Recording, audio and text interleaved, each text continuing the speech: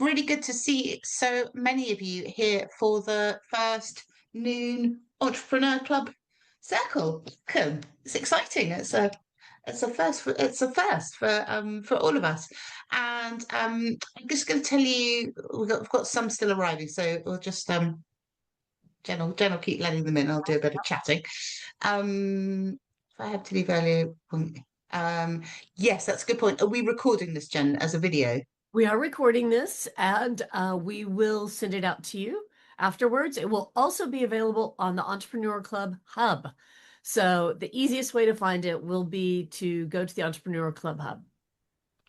Right. On the site. So, um, still coming in. It's good to see. Good to see so many of you. I think it's been really pleasing to me because I started my own entrepreneurial journey at 50, having been a journalist for a long time, and I knew quite a lot about the media and running teams and that kind of thing, but I'd never run my own business.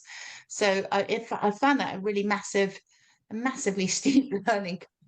And then when we did our big piece of research with HSBC around Queen Age entrepreneurs, we found that there were lots of that one of the big things that women were wanting was a place to kind of brainstorm and to ask other people for advice and some kind of, and the whole point about the New Entrepreneur Club is that there are no stupid questions. Yeah, I want everybody to feel a really, you can ask anything here. That nothing's off bounds. There are no stupid questions, and we're all kind of here to help and here to learn. So the way that we're gonna run this today is actually well, what we're gonna do is that Tony and I are gonna have a chat. We've got a I'm going to introduce Tony in a minute, but he was the man who helped me set up Noon and my other company, and has been my real lifeline through this entire process. Who I was introduced to by my original Noon angel investor, who had been a BKR client for a really long time, and between the two of them, they kind of kept me on the straight and narrow when I really didn't know anything about running a business. So what we're going to do today is run through some absolutely kind of key basics that are really important to kind of have kind of under your belt. And we're also going to kind of do some polls. So keep an eye. John's going to tell you a bit more about that in a minute. Yeah. And you'll get a chance to, we'll put you into some small groups with some other entrepreneurs to share kind of what some of your issues are and to meet each other. And then we'll kind of report back and we'll see a bit kind of how we can best help you going forward, given this is our first kind of meeting all together. And for those of you who came along to the party, it was brilliant to see you. Thank you. Thank you so much for coming. So Jen, take it away. Yeah, so hi everyone. I'm Jennifer Howze, editorial director. I know many of you. Thank you for coming. So yes, so basically what's going to happen after these guys, when these guys start chatting, I'm going to be unpinned, so I won't be up here on your little main dashboard, but I will be manning the chat. As they're talking, often I'll be sharing links to things that might be helpful, responding. If you have questions, do pop them into the chat because I'll be monitoring that. And yeah, so there will be some interesting new collateral, resources, etc. I'll be sharing there. Those will also be made available to later. So if you miss something, don't worry. Definitely take advantage of having Eleanor and Tony here. But yeah, pop up there if you have any questions. I'll be there. Thanks, y'all. Yeah, we want this to be as helpful to you as possible. So, without any ado, I'm going to introduce Tony. Do you want to come off mute, Tony? Is Jen going to spotlight you?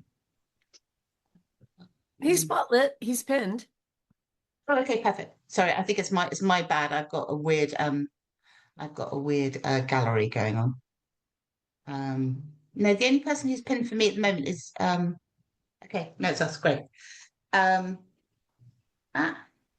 Somebody trying to call me up. That's not very helpful. Perfect. Now you're both so spotted. everybody, I'd like to introduce you to Tony Cohen, who our joint sponsors on our sponsors on the Entrepreneur Club is our BKL, who are the entrepreneurs accountants, and we thought that we would kick off today with some things. Tony and I are going to do about 20 minutes on what we're calling Tony's top 10 tips. He's given us there's a slide which we can put in the chat and we'll send to you later, and we'll also be on the noon Entrepreneur Hub. So Tony, we were chatting on Friday about this, and you were saying, oh, what are they going to want to know? And we were talking about Tony's been working with entrepreneurs for what, 30, 40 years? Don't give away too much information here. Yeah, it's probably about 35, 40 years. I know it doesn't look it. You're supposed to say you agree with that. So Tony's got about 35 years experience of dealing with people. So we were chatting about this on Friday, and we were thinking, I asked Tony, what are the absolutely key things that everybody needs to do to set themselves up for success when they are an entrepreneur? And what are the kind of key things that people get wrong? So Tony, we're going to kind of whiz through them. Then we'll let the ladies kind of have a bit of a chat amongst themselves, and then we're all going to come back together and answer some questions, and we'll see from the polls what are the things that people are most concerned about. So you've put on the top of your Just before we start, I just want to thank you, Eleanor, for the opportunity. And just everyone on this call probably realizes Eleanor is an unbelievable force of nature. She just drives this thing along and actually does everything else. And it's a real pleasure to work with Eleanor. I'm not just saying that because she's a client. She's just it's a tremendous person to work with. And just before we start, there's just one thing I wanted to say as well. You reminded me about you started at 50. If I'm not mistaken, Colonel Sanders founded Kentucky Fried Chicken, possibly the age of 65. So what the message I want to get across today, if nothing else, it's never too late. It's never too late. People will come off this call thinking, I wish I'd done this. I wish I'd done that. But unless it's an absolute disaster, there's always an opportunity. And I'll give you one very quick example. I had a client for many years, two partners, and it was they were getting on great. And then one of the partners got diagnosed with a terrible illness, and he had weeks to live. And I said, you know what, I'm not sure it's the right thing to do, but if you get married at very short notice, you can change your will, do everything. And they did it at short notice, and they saved themselves probably a 7-figure sum. So it's just never too late. And just there's 3 regrets that people should never have. I'm going to read this. I saw this before. I wish I'd started investing earlier. I wish I'd understood pensions sooner, and I wish I'd made a will sooner. So try and not be guilty of those 3, if possible. Yeah. So that's just a mini intro. No, that I think that's really helpful, because I think what's become clear to me during my own entrepreneur journey is it's not just about setting up the dynamics of the business right. It's actually looking at your own kind of financial situation in relation to you as an entrepreneur. That's been a very kind of important kind of part of the journey. So let's come on to that. First of all, Tony, your top tip, it was invest in yourself. Training pays for itself. Why do you say that right on the top? I must just say as well, I'm sorry to blather on here. You asked me for 10. I actually wrote 50 odd yesterday or a few days ago. I was trying to pare it down to the top 10. So this is not the only 10. It's 10 of the top tips. There's plenty more knocking around. It's just to whet your appetite and get you thinking. So investing in yourself. So one of the things people never do, especially when they run their own businesses, they never take the time to think, how can I improve myself? How can I improve my skill set? I know it sounds really obvious. Go on courses, speak to people, build up your network. Don't just think, well, because I know it today, I'll know it in 2 years' time. We all know AI is taking over the world to an extent. You've got to be on it and keeping up to date. And if you can't do it yourself, find someone to help you. There's always people around. And one of the things I've learned over the years, and never be afraid to employ people cleverer than you. And a lot of people will not do it if they're scared. So they think, oh, God, I'm going to get left behind and all that rubbish. It's absolute nonsense. I've done it. For me, it's quite easy to find clever people than me. It's a big pool. But it's changed my career. People that are 20, 30 years younger, you think, oh, they don't know. They haven't been around the block. It's absolute rubbish. If you're good enough, you're old enough. So if you're taking on too much, you can't do it all. Find somebody else. Spread the burden. Spread the load. There are lots and lots of good people out there. So that's the first tip. But you may want to ask questions on that. I think that's really important. And one of the things that I think is really important from my own journey, and also from what I see of the other women around me, is I think one of the best things that you can do first off, and I probably would say this because I'm a storyteller, is to invest in some storytelling about your brand. You know, what is your business for? And what's the story what's the story that you're telling kind of through it, and kind of what's the story about why you are the most brilliant person to be running this particular business. And we can help you with that. One of the things that we run at Noon is this rebrand yourself course, which might be a useful thing to set up the kind of story of your business, because what I know at Noon is that everything has come from that initial story. It's like, you know, what are we trying to fix? What are we for? Why us? What are we doing? And so I think getting that, if you're thinking about investing in yourself, I would say one of the best things you could do is invest in some storytelling about you and your business. Wendy very kindly said she highly recommends our Rebrand Yourself course, but we're going to be starting another cohort in September. If you want to put yourself on the waiting list for that, I would say that is a really good kind of first bit of investment in what you're doing. So, right, Tony, let's go on to your next one. So, which we've got here as prepare an honest annual budget and keep an emergency fund. So, what do you mean by that? Do you mean like for you as an entrepreneur, you need to know kind of what your outgoings are, what you need in order to kind of survive for that next bit? Yeah, it sounds so obvious, but very often I'll ask a client, how much do you actually need to live on in a year? And they start faffing around, and they actually, when it turns out they really haven't got a clue, they say, yeah, 4 grand a month, but actually when they drill down, it turns out to be a vastly different figure. And then you think to yourself, well, have you got a business that you can live off that? Or do you need other savings? Do you need another job? Does your partner need to get? It gets you really, really thinking. And then, of course, again, I'm sorry if it sounds patronizing, but people need to look at all their direct debits and standing orders. It's so obvious. Loads of people have got stuff going through their bank account. They don't know what it is. It's been there for 15 years. It could be an old life insurance policy. They haven't got a clue about it. Gym membership, who knows? It's so easy. Look at all your expenses, look at your bank account. Can I cut? Can I get a different utility provider, a different insurance provider, a different car insurance, house insurance? There's no end to it. And it's not a lot of work. Just print out all your payments each month, do an annual budget, and sit down with your partner, do a sense check on it. Does that really make sense? Then see, hang on, I need 5 grand a year. I'm taking out 15 grand a year from the business. What's happening to 10 grand a month? Something's not adding up. And again, if you can't do it yourself, you speak to your advisor and say, I can't make up, there's no reconciliation, it doesn't make any sense. Where's it all going wrong? And before you know it, you could transform your life. And Okay, emergency I think, funds, so just on the yeah, go on. emergency funds, Yeah. it's utopia. But really, if you can, I've said 6 to 12 months, work out what you need a month, times it by 12. It's a lot of money. If you can't do 12, do 3 to start with. Build up slowly. You can't do it all in one night. Build up, and then you can sleep at night if something goes wrong. Things go wrong in life. You lose your job, you lose a contract, but at least you can sleep at night. No, I think that's so important. I think as entrepreneurs, we have to think about our personal and our professional kind of finances in one. And for me, that was a big shift from going from being an employee of a big organization where I had a kind of check coming through every month to trying to work out you know, and I think particularly for many of us, we're bootstrapping when we're beginning our businesses, or you know, there may be there may be a kind of delay between setting up the business and being able to kind of take a kind of salary as the founder. So I think really working out, as Tony says, exactly what money you need to live on, what kind of a cushion you've got, how long you've got to kind of play with, is a really important part of not suddenly finding yourself in a kind of deep hole which feels quite scary. I think Yep. that's really good kind of first bit of advice.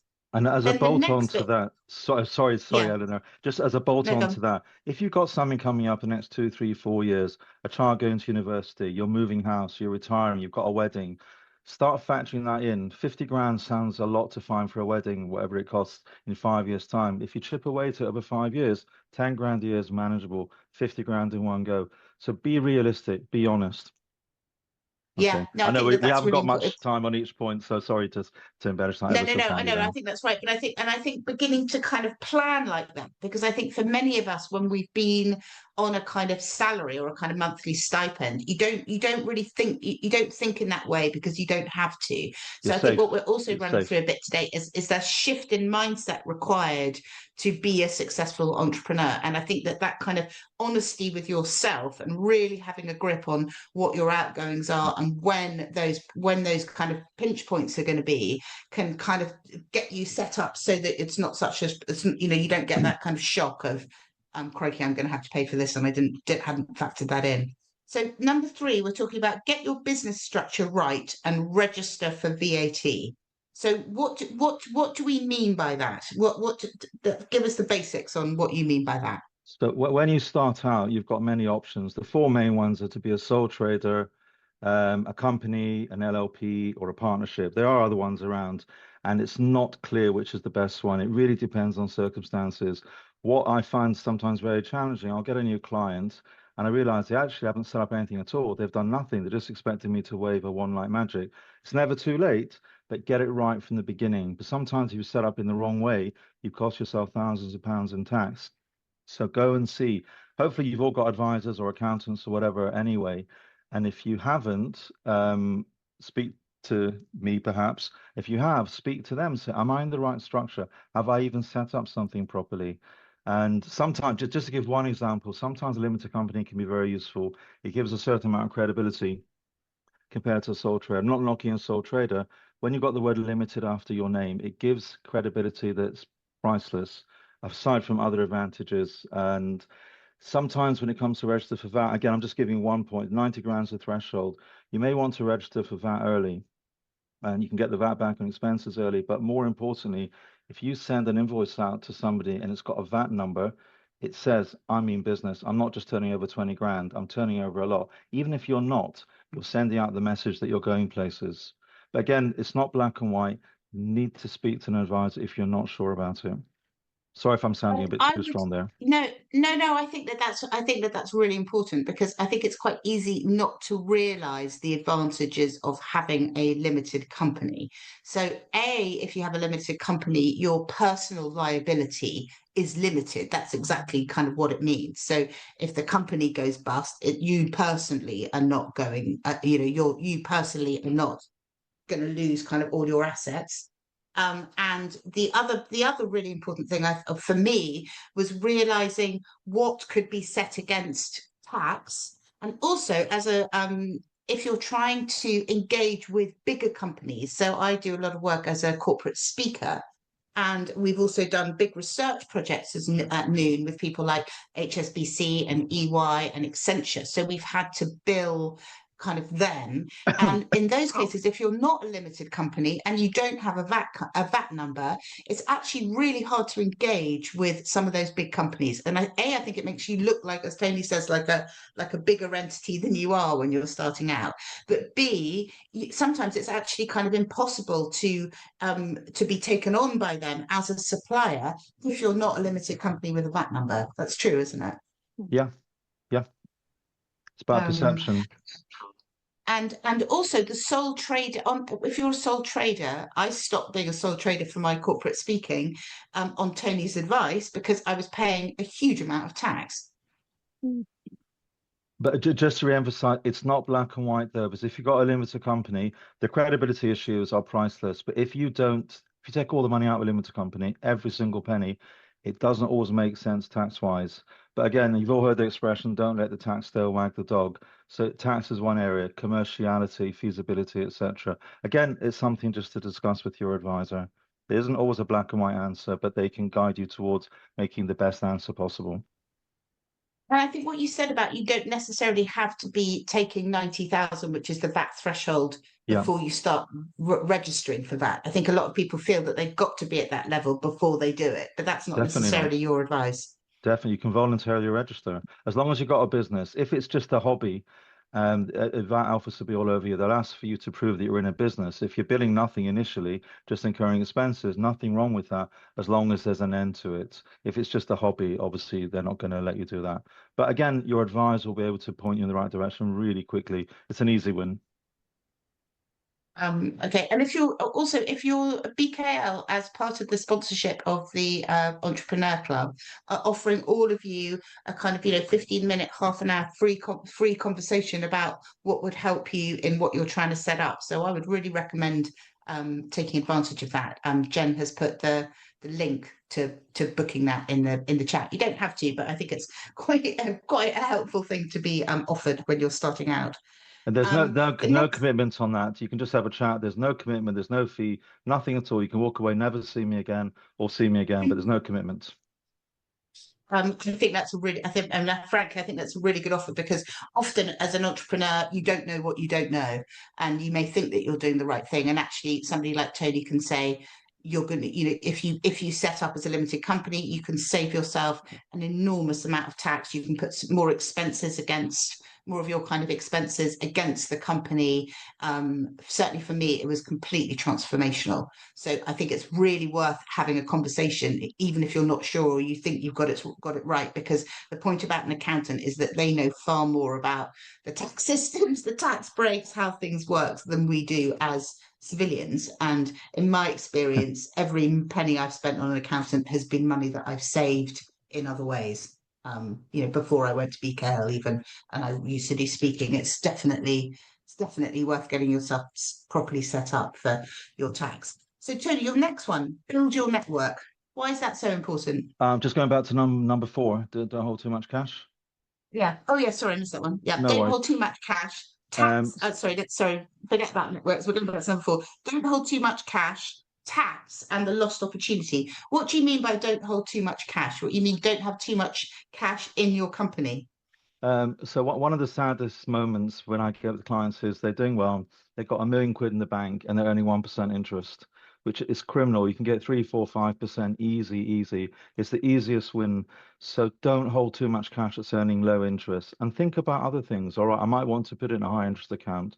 I might want to invest in property. I might want to think about family tax planning, opening up a new company, building up the family wealth and avoiding me paying lots of IHT, but passing it on to my kids or to further generations. The point is, when you get a lot of cash, and it can happen very quickly, start a new business, you're making 10, 15 grand a year, and all of a sudden you get a big contract, you're making £1 million a year, and you don't need that money to live on. We What am wish, I Tony. doing? Well, some of you We on this wish. call may well be on the way, including yourself, perhaps, all being well. Mm. But it can happen very quickly, and then you don't know what to do, and your advisor doesn't know what to do, and then you're tossing away tens of thousands of pounds, the easiest win you'll ever get. So be proactive. I always say there's two types of, there's really many types. There's two main types. There's one type which sits down with you once a year, says, here's your accounts. You made 4 grand profit last year, 6 grand this year. Here's your fee note. Bye-bye. See you next year. But the second type of accountant will do that, but they'll say, but hang on, what about this? What about that? Have you got a will? What's all this cash? Have you got a partner? Start delving beneath the surface, and all of a sudden, lots of opportunities come out, and that's where you really can add value.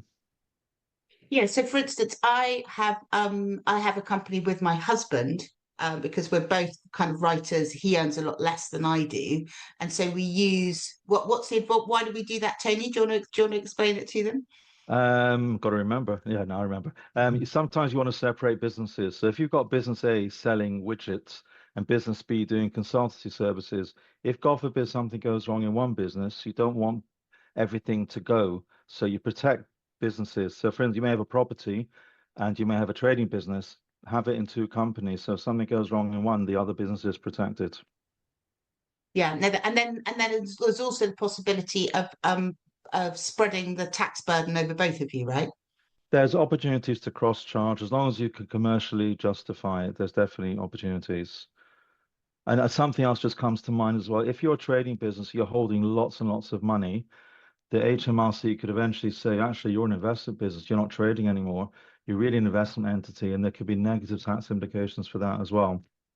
You might end up making more money from your cash than from your trading, and that's an alarm bell potentially tax-wise. It's a little bit complicated to explain, but just it's alarm bells. Yeah, no, okay, but it's interesting because most of us wouldn't know that could be a problem. You kind of think cash is good, whatever, but also things like paying some money into your pension from the business is another good one if you're beginning to make Yeah. some cash rather than taking it as income.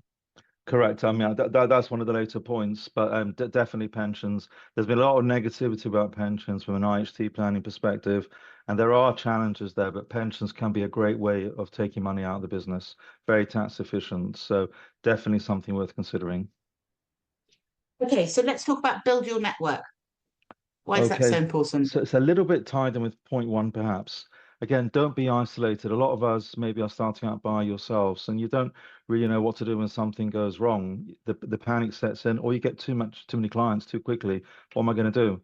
Kill yourself or build up? Maybe you can cross refer to other people. If Eleanor got 50,000 speaking engagements this week, there's no way you could do it.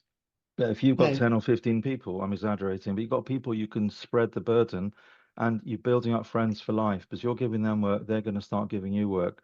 So have a good network, especially if it's in your space, well, in her space, but in your space. And Yeah. it's really only an upside.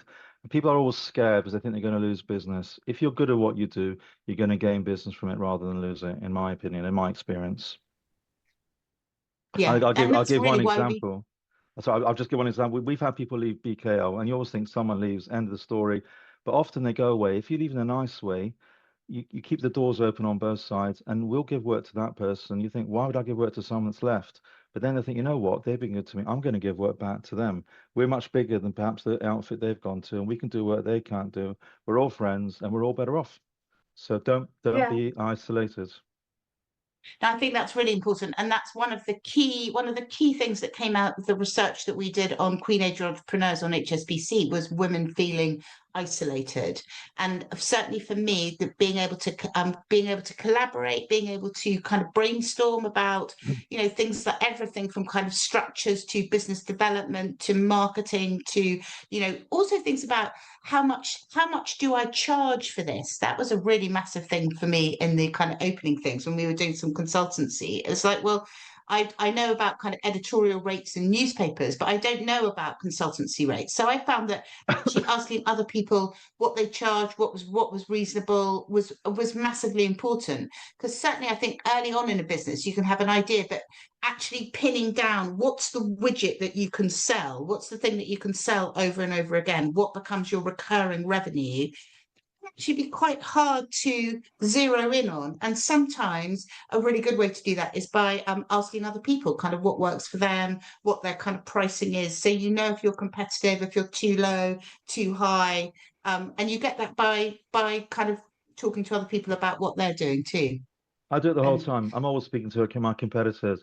How are you coping with the latest thing? And there's legislation changing the whole time. And you pick up invaluable pieces of information. So I wouldn't be scared as long as you're careful and commercial and use your common sense. yeah, no, there's lots of you on here saying asking other people about fees is really important. And we know as women that we often undercharge. In fact, one of the best pieces of advice I was given was a woman who was an ex kind of cabinet minister, and she saw that I was doing some work for a big consultancy firm. And she actually rang me up and she was like, Eleanor, don't come to charge for your speaking because you'll undermine it for everybody else. Which was actually really helpful because she was saying that there's a difference between journalistic rates and these kind of corporate rates. And so she basically told me to put a zero on the end of my invoice. It was very helpful advice. That's a great point, Eleanor, by the way, because sometimes you undercharge, you're actually selling yourself as a lower quality outfit. I know it sounds a bit crazy, but it actually works in reverse psychology. If I go to a dentist, he charges me 50 quid for an implant, I'm not going to do it because I know it really costs 1,500 or something like that. So yeah, Mm. pricing's super important.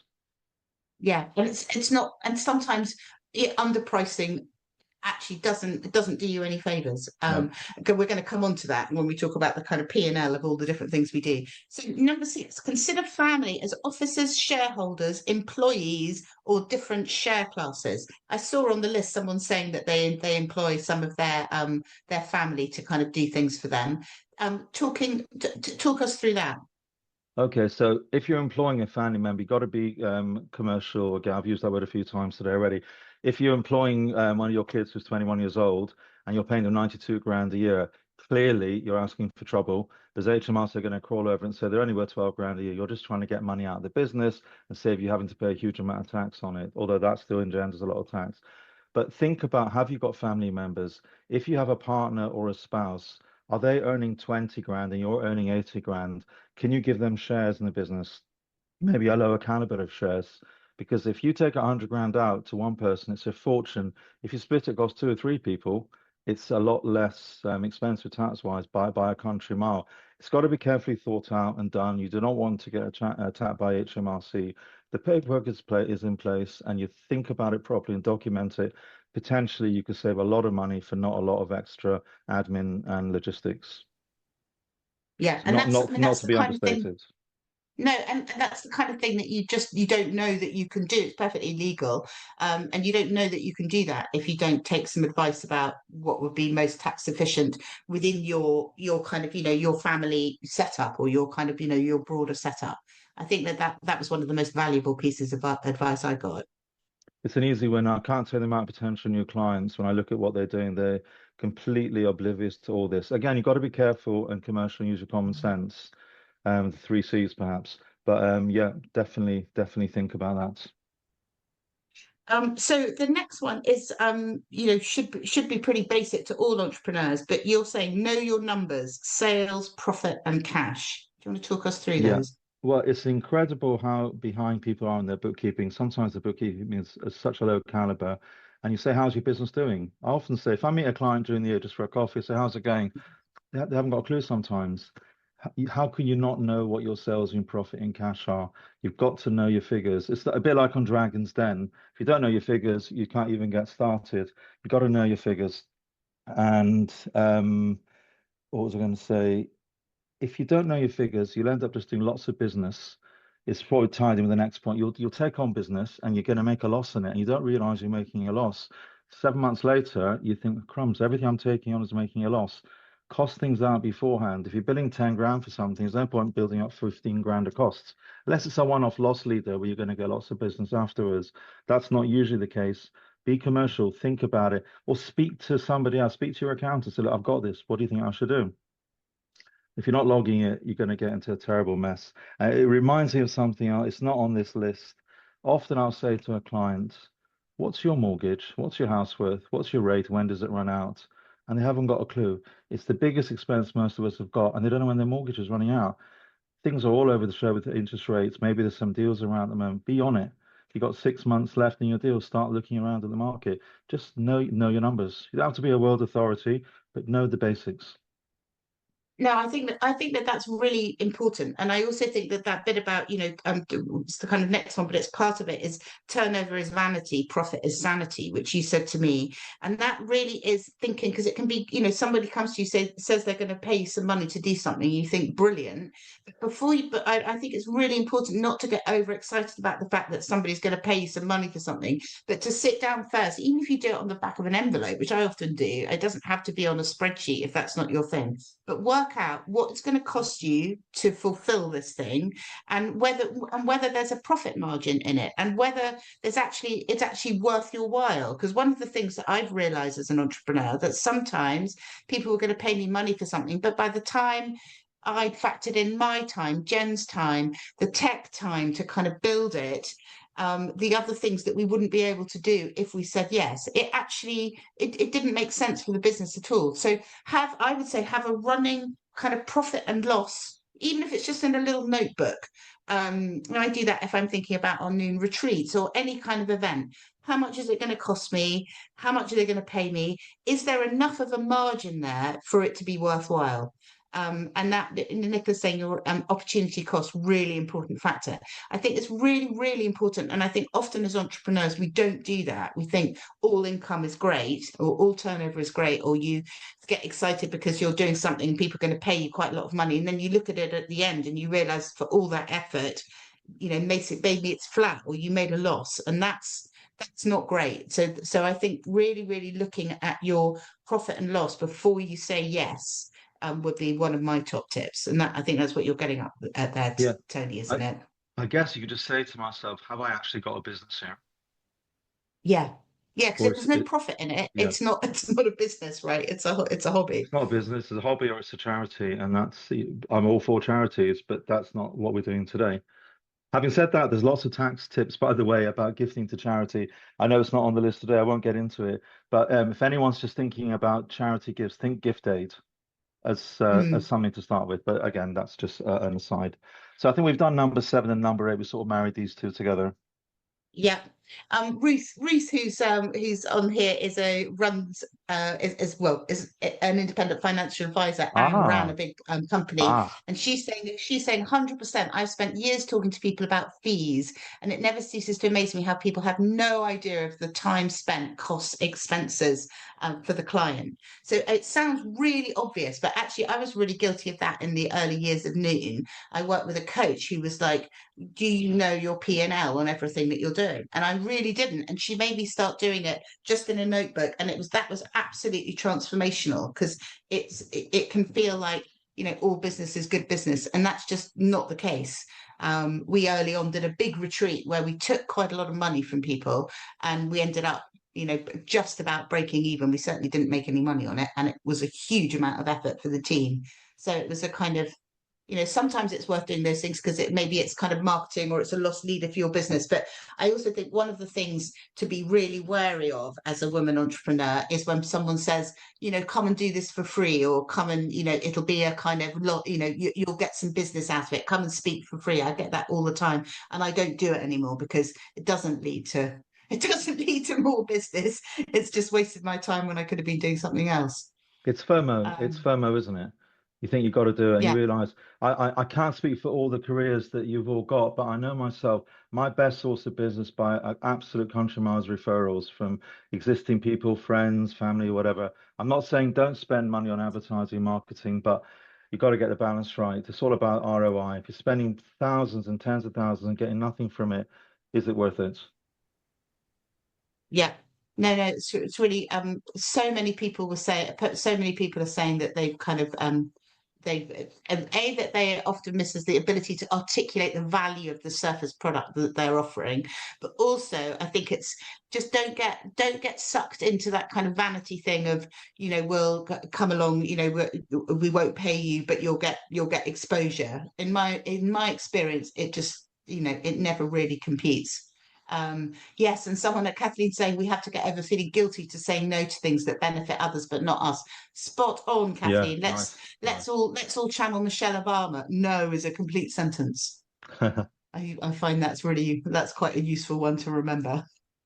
And I think women can feel bad about it, or they go, people make you feel bad and go, oh, but yeah, it'd be great for you, or you can get a kind of ego boost about going and speaking somewhere, but it's just not worth it. Think about what else you could be doing with that time, or or whatever it might be when someone's asking you to do something for free. Okay, number 9, be clever with savings. Oh, and Okay. watch the £100,000 tax trap. Use ISAs and pensions. Right, that's What do you just mean by that, Tony? one of the ladies is a financial advisor. She could probably reel off a lot more than I can do about this. But don't neglect ISAs. Um, and watch if you're going to earn over 100 grand. There's ways to manage your income. If you go over 100 grand, you get into a terrible tax trap. If you're earning 700 grand, forget it. You're going to do that anyway. But sometimes you can be around the 95, 100 grand mark and think, do I want to go over that 100 grand? Maybe I'm paying an extra pension contribution, maybe I'll do something else. But think about it because it's penal that, and you lose some child benefits as well at that stage. So just look at it, anticipate. Don't wait till after it's happened. See what's coming. Think ahead, and don't look back. Hindsight's great, but we want to be looking ahead. And again, if you've got a financial advisor, they should be all over this. If you've got an IFA who's not an accountant, it's a separate profession, you really want to be sitting down with somebody at least once a year, not in March, the 31st, just before the deadline. Do it in October, November, have it every year. It's an MOT, and they'll ask everything. Look at your life insurances, your pensions, your ISAs, your mortgages, God knows what else, bonds. There's just no end to it. I don't think we've covered life insurance here. But everyone should look at their life insurance. Are you covered? Is your spouse covered? Is it the right cover? When does it run out? Should it be a company expense, a personal expense? So neglected life insurance is unbelievable. And again, for inheritance tax, a lot of people are now starting to take out insurance policies just to cover the inheritance tax. It all seems like a Mm. lot, but you can sit down with an IFA, you prioritize it. You can't do 80 things at once. You pick out 10 things, and a bit like this list, you can't do them all. You triage it, and eventually you get through it and you sleep at night much better. What about kind of business insurance and kind of like kind of personal liability insurance and that kind of thing? Is that worth having? 100%. Everyone has to have certain business. I think employers' liability insurance there's no negotiation there. I think after COVID, people were doing consequential loss insurance. If your business can't run, are you insured for that sort of a thing? Key man insurance. It shouldn't be called key man. It should be called key person insurance if someone's not well. Yeah. Cybersecurity is a huge area now. How's your cybersecurity? Can you be hacked? Do you need an insurance audit? In fact, it's an office. Sorry, it's a service we're going to start offering at BKL shortly. I think you get cybersecurity insurance as well. There's no end to it. You need a good insurance broker and have an audit of your insurance. Am I paying too much? Have I got the right sort of cover? Yeah, but the public liability and the employer's liability is a legal requirement if you're running a business. Yeah. And so I think that's something that, again, you might not know about, and particularly if you're doing something which is public facing. We have all sorts of insurance to cover our noon circles and our events and things. And that's worth factoring in if you're thinking about doing something kind of public facing and something that you Yeah. don't necessarily think about. You might be spending 50 grand a year in Yeah, no, someone marketing. saying, yeah, Sorry, you might be most spending 50 organizations grand in won't use marketing. your, Sorry, go yeah, on. go on. Go on. No, just saying most organizations won't use your services unless you have insurance, but it's up to you to kind of get that, Yeah. sorted out. And again, that's Yeah. something when you set up, you don't necessarily know that. As I say, a lot of people spend a fortune on marketing and not enough on their insurance. And what's more important to the business moving forward? Yeah. Yeah, yeah. And you need it as a sole No trader brainer. as well. It's true. And number 10, don't procrastinate. Tomorrow never comes. It does. Okay. So I mean, I can't tell how many client meetings I have in here. I try and always meet. A lot of accountants don't meet with their clients, as I said before. They just here's the bill, blah blah blah. See you next year.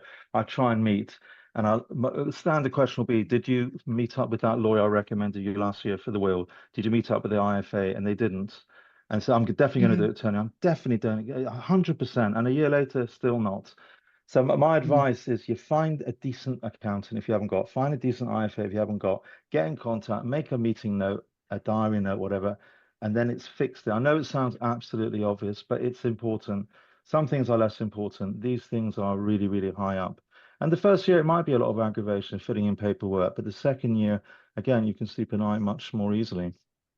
There's plenty Yeah. other And things which I've said there's plenty of things I've not covered. It's just not enough time. But things like having a will, a power of attorney, thinking about your pension. Have you paid enough NIC towards your state pension? Have you got a list of all your assets that's and liabilities? particularly crucial for women, the pension point, because women are retiring with 43% less in their pensions than men. Wow.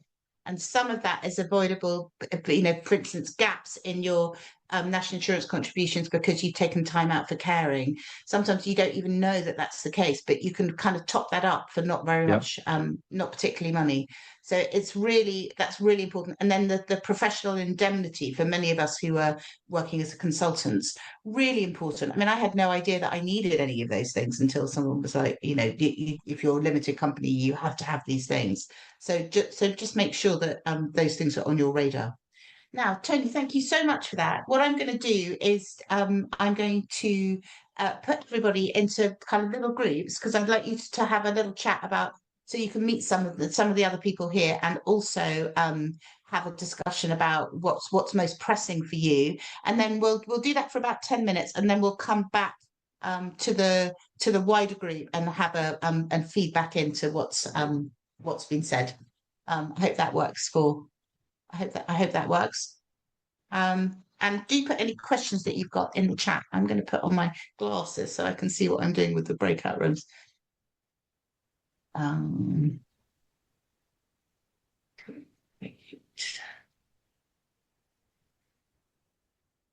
Eleanor, how much time do we have in these rooms? About 7 minutes. Okay. Doing it now. There So you are. everybody can just go around and have a quick chat, introduce themselves. Hey, Sally. So we've got Oh. Maybe you haven't been put in a. Hi, I'm sorry. In true entrepreneur style, I had to go and deal with something in the middle No, of no, the no, Zoom. don't worry. We quite understand. Just stay. We haven't met you before, so nice to meet you. Yeah, I met you briefly at one of the London events because I've got the vineyard in Bordeaux. Well, yes, I remember. Yeah, I remember your vineyard. Excellent. Yeah, so somebody just yes. came to deliver something, so I had to go. No, that's absolutely fine. What are your tell us what your kind of key, we'll use you as a little focus group. What are your kind of key challenges? What would be most useful for you?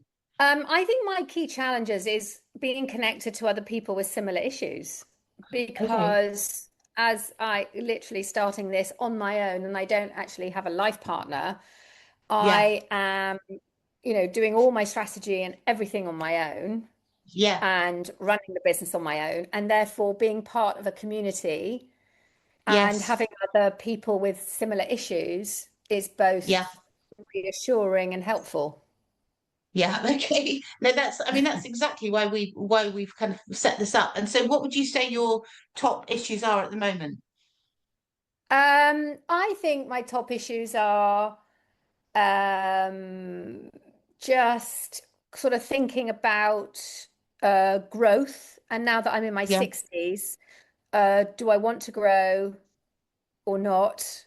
And one Mm. always feels pressured that one should potentially grow a Yeah. business. And actually, that Yeah. isn't always the right answer.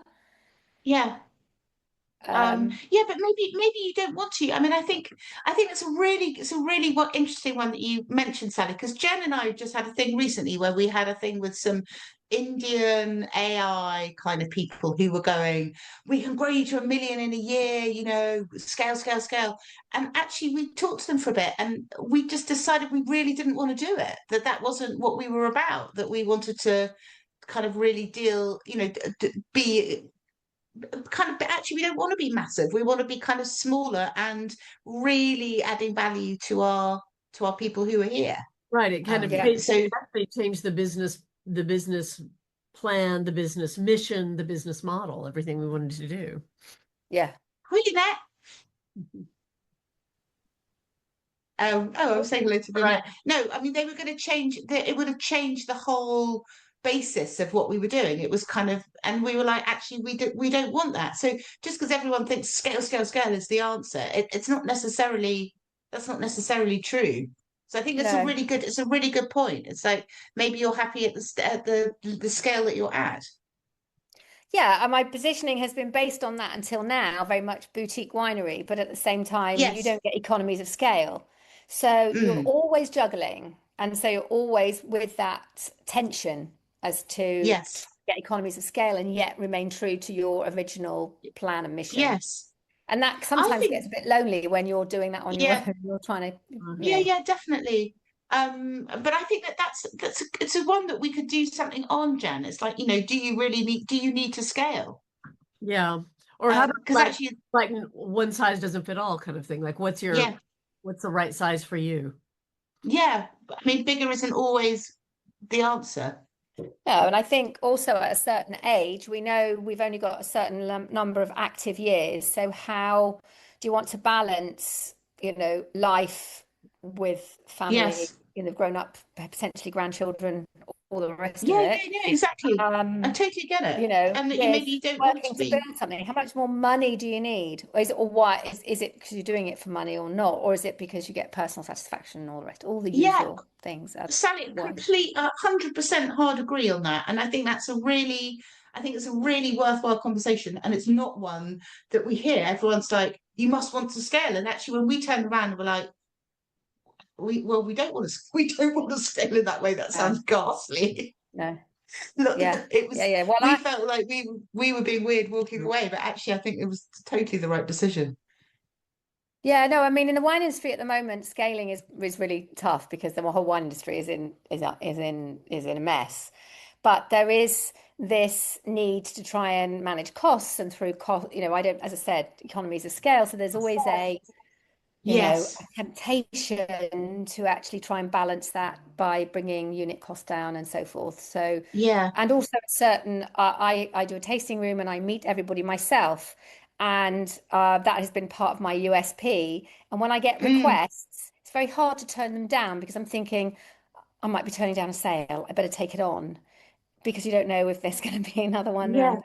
And so it's quite tough, I think, on your own to sort of Yeah. manage that emotionally and mentally as well. Yeah, yeah, definitely. And to know if you're doing the right thing. So I can see where Yes. talking to other people who might be in a similar situation is really important. Yeah. So sorry, I didn't want to interrupt Um, you. I no, didn't no, know what no. I think breakout I was think it's meant to be, and I'm just no, no. It's fine. got We lost in should the probably end football. the. I'm just aware of the time. We should probably Should we close the breakout, Jen, and bring them back? Yep. Okay, sorry if I interrupted Um, your chat No, time. no. We were just like kind of working out what we're going to do next. 'Cause this is our kind of first one. So, right, I'm going to bring them all back. Good, it gives them 60-second warning. How was the party then? The party was really Amazing. good. Oh, The it was the really launch fun. party. Yeah. It was good. It was really electric. We had so many people. It was madness. That was great. Are you It going was to do good. It more in was really good. person? You're going to do more in Yes, person things? we're gonna do an in-person thing in October about AI. And then what we were just talking to Jen about was doing doing a kind of weekly drop-in thing where people can come and like apply for their insurance that they haven't got, or which Kind of like a a kind of co-working session where everybody, you set an intention at the beginning. It's a time to work on your own thing, but in this kind of group atmosphere to hold ourselves to. Okay, We've done that with our writing sounds circle, and it's been really popular. yeah, it's really popular. So accountability we is might good. do yeah. Well, we all came together We at could do once it then. at Sorry, a I'm having this lunchtime, I think, conversation. Jen. Sorry? I'll put myself on mute now. That's fine. We could do it as a lunchtime thing, maybe. Uh, Hello, everybody. I'll add myself. So you're Have we got everyone? Have we got everyone back? Yeah, I think so. Hello, everyone. Are you all back on the? uh, We got everybody home. But we got everybody back. Everybody home. So I hope that was useful, if short. Do some of you want to kind of just pop up and tell us what your kind of key issues are, and then I also want to just tell you a few thoughts that we've got about how we might run this going forward. Oh, everyone's saying very useful. Can we connect later? Da da da. So that's good. Hey Cordelia, how are you? What did you find out in your chat? What was Hello, yeah, I can hear thanks you. everyone. Can you hear me? Yes. Okay, yeah, it was really useful, and I think we have quite a few women in there who have been self-employed, own businesses, some of them sole traders. We came away feeling like there's a lot to do. And I think it's about priorities and just accepting that some things we have to put to one side for now, but really tackle some of the issues. One of the things that we really agreed on, also for the accountants, that not really, I would say, challenging us and helping us to weigh other options. So that's something to look at. Brilliant, thank you. Sally, I'm going to bring you in here too. We had a little chat with Sally while we were you were in the breakout rooms. So Sally, tell us your thing about your kind of to scale or not to scale. Okay, sure. Yes. So I started a boutique winery here in Bordeaux a few years ago. So it is my business on my own. I'm also single, so very much done it on my own with no other financial backup. It's been quite successful despite the situation with the wine industry. But I do feel I'm in my 60s now. And I do feel that there is this sort of constant business pressure. Should I be growing? Should I wanting to grow my business? And I think there's this tension between the fact that I don't have economies of scale because I am a small business, and therefore unit price, production is high because of that. And yet at the same time, at this time of life, do I really want to be taking on more people, more issues potentially, and growing the business? But there seems to be a tension there that I seem to be constantly battling with. I just thought that was interesting because that's certainly something that we've come across in other kind of places, and I thought that was a interesting one to raise. Does someone else want to kind of pop in and tell us a bit about what their issues are, or what came out of the group? I can say something if you like. That Yeah. might not be Hi, very Laura. interesting. Hello. No, I'm sure it would be.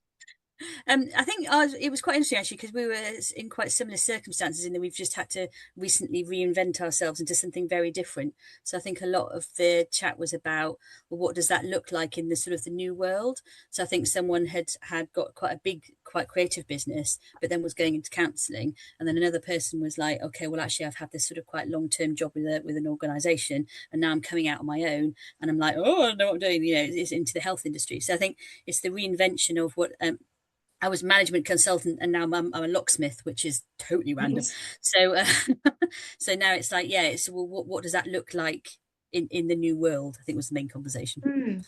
Yeah, and I think in that the storytelling bit is really important, and the kind of telling a really persuasive story about your shift and why you've done it and why that was a good thing. Yeah, come on, you're just coming up as Zoom user, lovely lady in the stripy shirt on my left. Yeah, pop in. Hi everybody, I am Adriana. Hi Eleanor, I'm Adriana. Sorry, I'm on my phone, so it doesn't spell my It's name. okay. Yeah, I just It's wanted okay. I just wanted to share. I was in a room with Jen and Lucy, and they were brilliant. They were really nice ladies. But we realized that we are all slightly in different levels. For example, Lucy has over 20 years of experience working and running her own business, and Jen also Wow. had lots of experience. Yes, whereas personally, I'm all over the place. I'm starting with one thing and I got experience in another. So we wonder whether maybe later on the group will be divided into those people who need advice and help starting something new, and others who Yes. actually are already well on their way and then perhaps Yes. want to more networking and that's the thing rather than the basis because they've already got that. So just wanted to Yeah. feedback No, that. that's super helpful. Yeah, we can definitely do that, and do, maybe have one kind of split the circle into established entrepreneurs and others, if that would be helpful. Any other thoughts? Deborah? Yeah, go. Yes, hi. Yeah, so interestingly, we all had very different businesses, Right. but three of us had been going for something like 4 or 5 years, and actually, our questions, we were sort of all struggling with how we really grow to the next level, how we sort of Okay. get more visibility. I think we sort of all felt, we didn't say this specifically, but we'd all reached a point where we did have businesses. We knew that our product, there was a market for it. But sort of how do we grow? How do we get to the next level of, and obviously there's marketing around that, but actually what's the bit that really helps you scale rather than just Yeah. get a bit more, so to speak? Yeah, and I think that's probably a kind of quite strategic conversation, isn't it? I mean, we're going to be doing a session in September about kind of business development and how how you take it to the next level, and I think what that means for you, and that's probably a mixture of kind of marketing, reaching a bigger audience.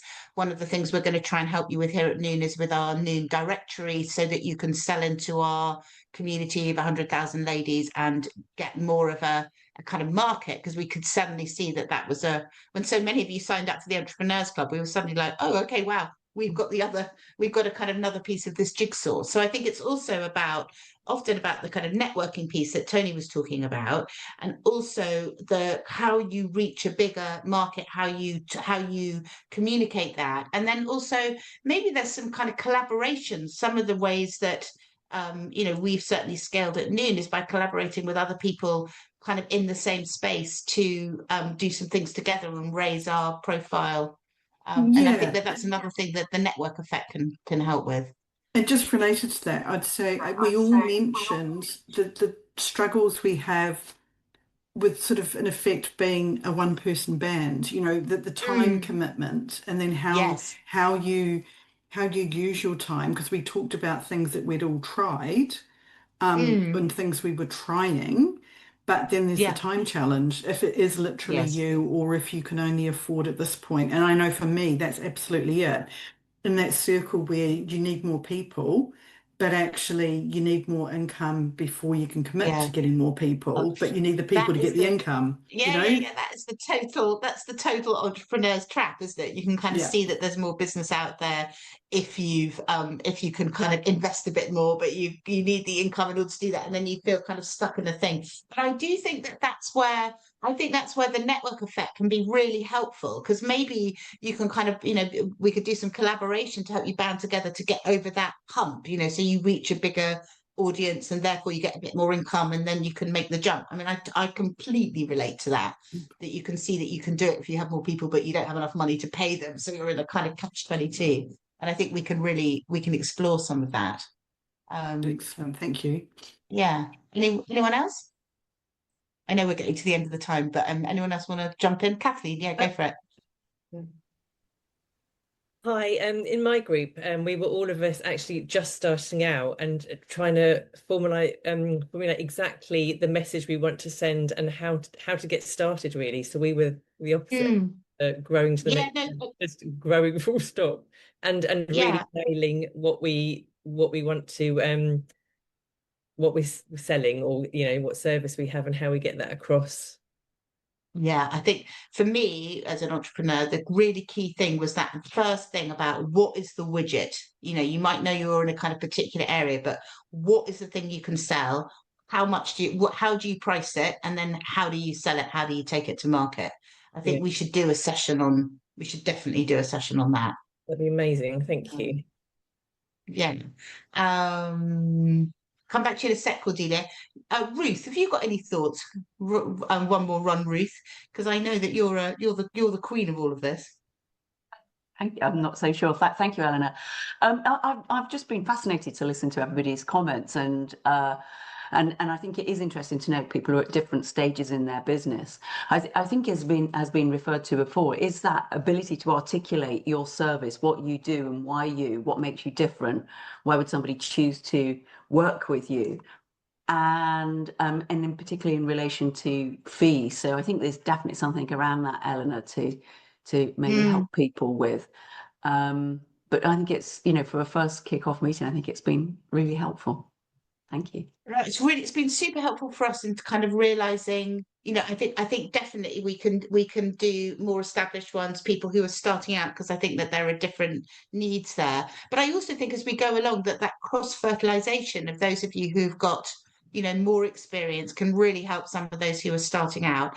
And I'd also really love to see some Nicola can say it so she can do the 6-second pitch. But I'd also really love to see how some of you can, how we can kind of collaborate amongst ourselves to help ourselves through that kind of entrepreneur pinch of not being able to, hire some more people, but needing to get over it. Because I'm sure that there are things that we can do for each other which will help us over that hump, which I think is a really interesting one going forward.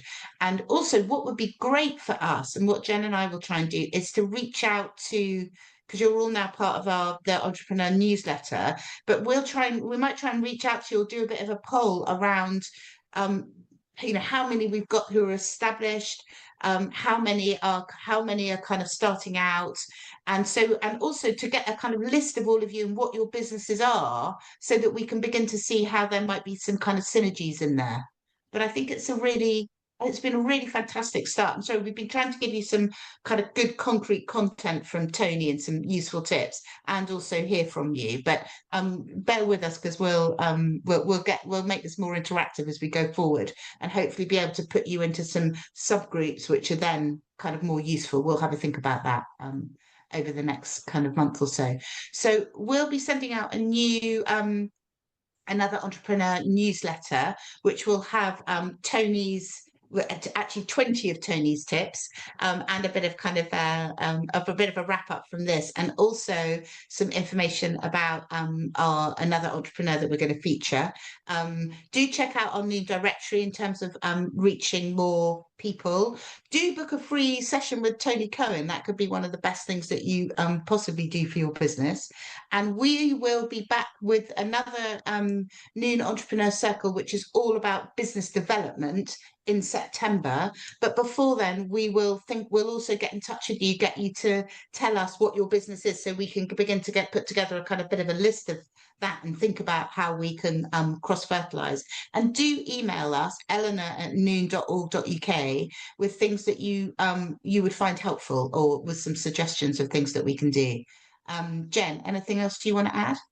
I think that's it. Just a big thank y'all for coming. Sorry we don't have more time. We've actually run over a bit. Thank you so much, Tony. I've signed up for my 15-minute session. Very happy with that. So do take advantage.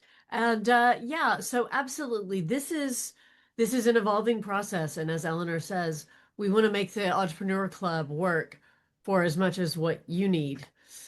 So do keep giving us feedback and telling us what's working for you. And if you have knowledge to share or anything like that, in terms of you're happy to host a conversation or you'd like to be featured on a panel, anything like that, do let us know, because we're in the process of programming all that kind of content.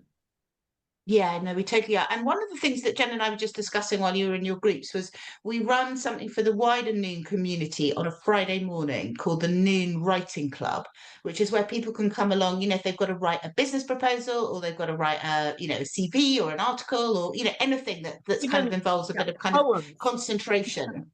And so what I was thinking is that maybe you could use that time, Jen will tell you a bit more about it, to kind of come along when you've got something that that you've got to do and you've been kind of putting it off. It's quite a good bit of concentrated time where you go, some ladies who write a newsletter to their clients come along and they write it in that session, and they know that they're going to do that every week. So it's quite a good way of kind of keeping yourself honest, or keeping yourself on track with something that you usually put off. It's 9:30 on a Friday, Jen? Yeah, 9:30 to 10:30 a.m. on Friday mornings. Several people here are regulars, which is great to see. But you can come and we set out our intention at the beginning. You have time to go away and write, and then you come back at the end and check in. And people do work on everything from business stuff to putting their thoughts down about something. People, if they're working on a project and they're writing marketing materials or Substack. But people also write poems. They do free writing. If you're thinking about your business and just want to get some ideas down on paper, it's a really nice space to do that. And we're also thinking about ways that we could do something similar in the entrepreneurial space, even perhaps, financial planning club or something like that. So keep an eye out for that. Yeah. We're kind of evolving it. It's been so brilliant to see so many of you. Thanks for joining. I feel really excited about how we can help and support each other. I know myself that being an entrepreneur can be quite lonely, and Tony has been a huge kind of source of kind of wisdom and support for me. I really have kind of called him going, crikey, what do I do at this point? So I would really, lots of people think they can't afford an accountant because it'll cost them money. I would say having a good accountant will save you money and save you stress, and it's I would really you crucial. can't afford not to have an accountant. I would say doesn't have to be me, but you can't afford not to have a good accountant and an IFA. No, yeah, definitely, and to really kind of think about these things, it really will help you in the long term and set you up for success. Thank you so much, everybody, for joining. Have a lovely afternoon. So I hope you can survive the heat. I went swimming this morning, so I'm feeling a bit cooler, but it's absolutely boiling here in London. But it's really lovely to see you. We'll see you again soon. We're going to have an in-person session on AI in October, but there'll be lots more kind of rich stuff coming out of the Entrepreneur Club before then. So thanks so much for joining us, and we'll see you all again soon, I hope. Nice to meet you. Do check out the Entrepreneur Hub on Noon, which has got lots of info on it. Yes. Thank you. Bye. Bye. Bye. Thanks, Tony.